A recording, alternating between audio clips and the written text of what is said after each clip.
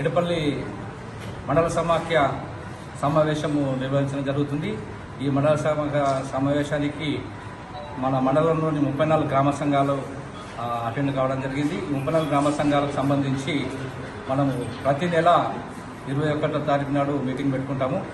ఈ 21 మీటింగ్లో మన గ్రామ సంఘాలకు సంబంధించి ఏం జరుగుతుంది, విలేజ్ లెవెల్లో ఆల రివ్యూ, మన ప్రగతి నివేదిక రివ్యూ చేయడం జరుగుతుంది. ఆర్థిక నిర్వహించడం సంబంధించి ఈ రివ్యూ మీటింగ్లో సమావేశాల్లో చర్చించుకొని తీర్మానించడం జరుగుతుంది. ఇప్పటి వరకు మనకు బ్యాంక్ లింకేజ్ సంబంధించి ముఖ్యంగా 5 కోట్ల టార్గెట్ ఉంటే 50 కోట్ల టార్గెట్ ఉంటే 26 కోట్ల వరకు అచీవ్మెంట్ చేయడం జరిగింది.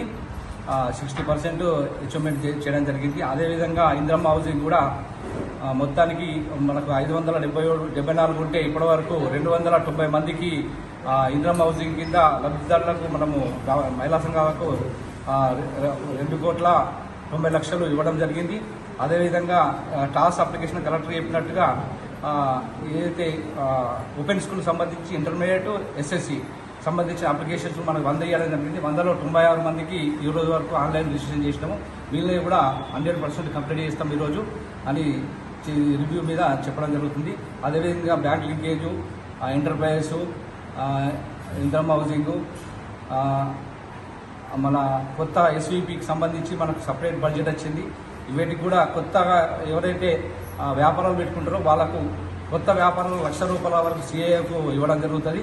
మండల సమాఖ్య నుంచి, బోధన మండల సమాఖ్య నుంచి వాటిని వినియోగించుకోవాల్సిందిగా కోరుతున్నాం.